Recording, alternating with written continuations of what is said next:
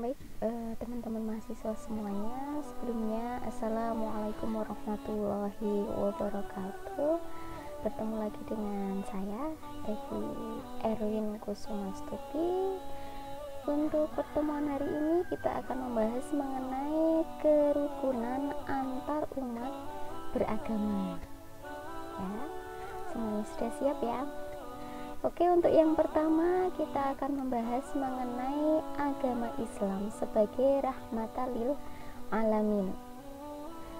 Untuk pertemuan yang pertama kemarin kita telah membahas mengenai Islam secara etimologi. Kita ketahui bahwasanya pengertian dari Islam itu artinya damai, selamat, tunduk dan patuh, ya kan? Jadi agama Islam itu pada hakikatnya itu mengajarkan tentang kedamaian. Jadi dengan memeluk Islam kita diajarkan untuk damai, bisa hidup berdampingan dengan semua makhluk.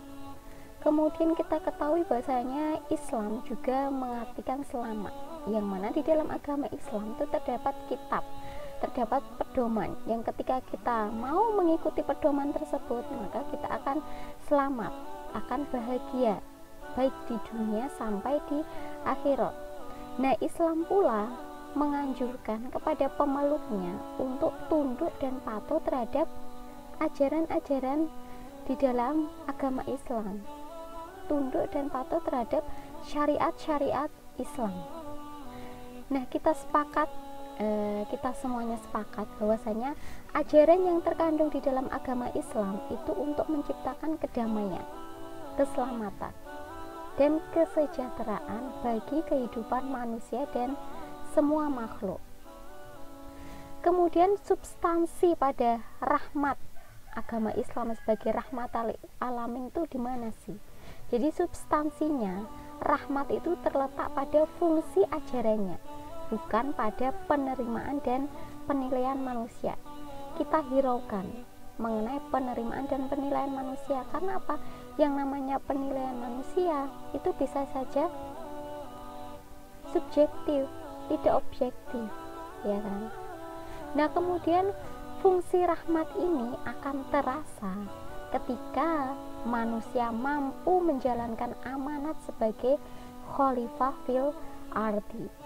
Jadi fungsi rahmat di sini dan substansi rahmat di sini akan terlihat, akan nampak ketika manusia menjalankan amanatnya sebagai khalifah fil ard, yang mampu mengolah sumber daya alam yang telah disediakan Allah di dunia ini dengan penuh rasa tanggung jawab. Oke, sampai di sini paham mengenai agama Islam sebagai rahmatan lil alamin. Jadi pada hakikatnya ya, agama Islam, ajaran dalam agama Islam itu sebagai rahmatan lil alamin. Artinya apa? Menciptakan kedamaian, keselamatan, kesejahteraan bagi semua kehidupan manusia, bahkan semua makhluk. Dan fungsi rahmat di sini akan terasa ketika manusia mampu menjalankan amanatnya sebagai khalifah fil ardi. Lanjut, kemudian mengenai bentuk-bentuk rahmat Allah pada ajaran Islam. Yang pertama, Islam menunjukkan jalan hidup yang benar. Dengan adanya kitab suci Al-Quran itu tidak hanya menjadi pedoman bagi umat manusia, tapi juga seluruh makhluk, seluruh umat, seluruh alam semesta. Jadi semua lini kehidupan manusia itu semua ajarannya ada di dalam Al-Quran. Kemudian yang kedua mengenai bentuk rahmat Allah pada ajaran Islam yang kedua, yaitu Islam memberikan kebebasan kepada manusia untuk mengolah sumber daya alam secara bertanggung jawab. Jadi pada hakikatnya manusia itu kan sebagai khalifah fil ard. Istilahnya kita diberi wewenang oleh Allah, kita diberi mandat oleh Allah untuk mengolah sumber daya alam yang telah tersedia ini dengan kemampuan kita, dengan ilmu yang telah kita miliki. Tapi apa? Di situ tidak boleh melewati batas. Di situ harus penuh dengan rasa tanggung jawab. Ya, tidak hanya mengambil sumber daya alamnya, tapi bagaimana bisa melestarikannya, mengembangkan sumber daya alam yang telah tersedia itu. Jadi tidak hanya sekedar mengambil terus-menerus, tapi juga difungsikan kembali, dilestarikan lagi, dikembangbiakkan. Kalian tentunya lebih paham ya dengan ilmunya. Kemudian yang ketiga, bentuk rahmat yang ketiga yaitu Islam menghormati dan menghargai semua manusia, termasuk di sini non muslim, ya kan? Jadi di dalam ajaran Islam itu kita diperintahkan, diajarkan untuk menghormati dan menghargai semua manusia, bahkan semua makhluk. Bahkan kita dianjurkan untuk menyayangi terhadap semua makhluk. Nah, semua manusia di sini termasuk non muslim juga. Jadi tidak ada kok ajaran di sini terhadap non muslim harus semena-mena, tidak menghargai, tidak menghormati, itu tidak pernah ada. Mungkin ada dulu ketika Islam belum jaya, ya kan? Tapi sekarang berbeda, kontekstualisasinya berbeda. Terlebih kita sekarang hidup di negara Indonesia, negara yang majemuk, negara yang berbhinneka, sehingga kita harus bisa menghormati, menghargai terhadap semua manusia, termasuk di situ terhadap non muslim. Bahkan Islam juga menganjurkan untuk saling menyayangi terhadap semua makhluk. Dan bentuk-bentuk rahmat Allah yang lain pada ajaran Islam masih banyak tentunya. Itu ibu contohkan 3 saja dia. Baik, selanjutnya mengenai ukhuwah Islamiyah dan ukhuwah insaniyah. Apa itu ukhuwah Islamiyah?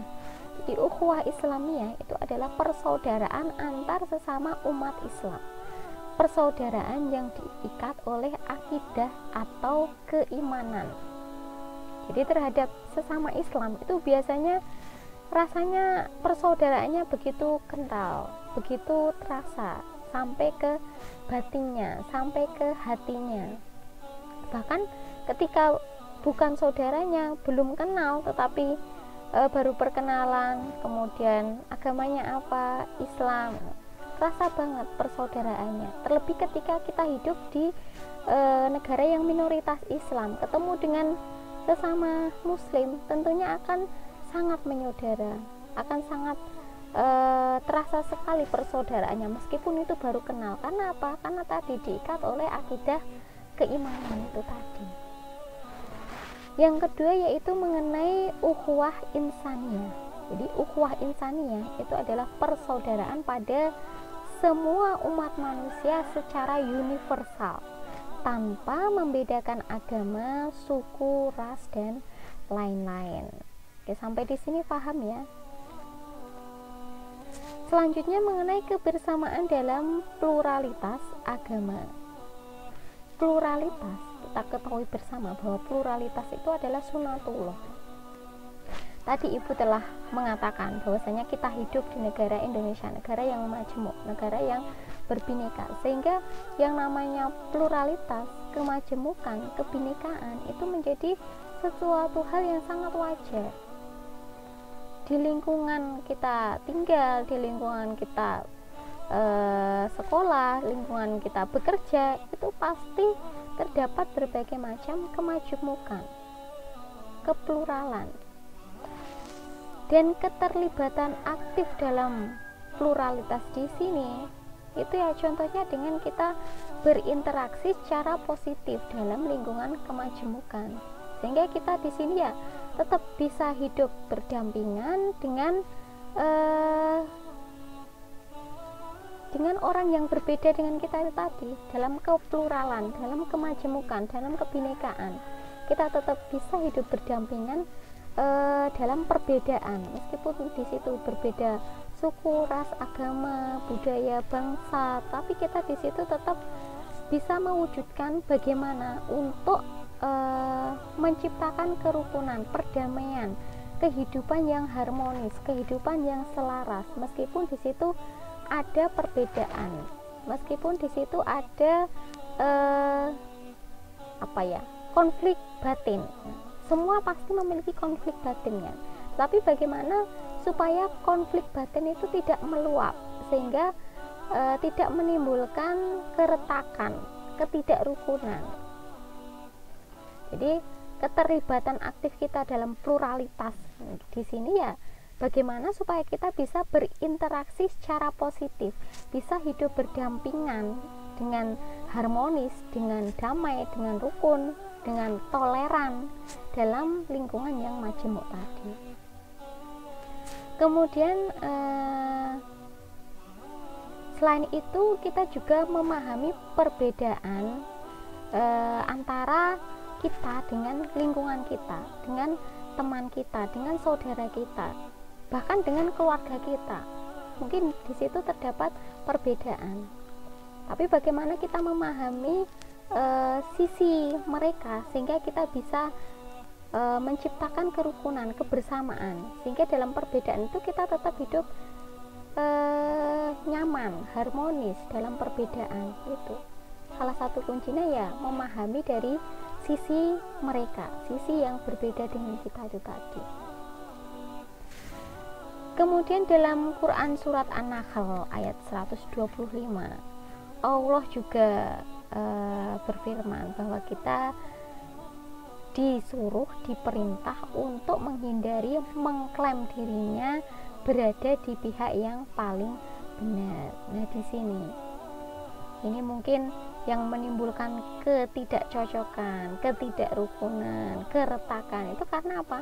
Mengklaim dirinya paling benar dan menganggap, menjudge bahwa lawan kita itu salah, menjudge bahwa yang tidak sama dengan kita itu tidak benar. Itu yang tidak diperkenankan. Karena apa? Karena ini ya bisa menimbulkan ketidakrukunan, ketidakharmonisan. Jadi ya kuncinya tadi, bisa memahami perbedaan.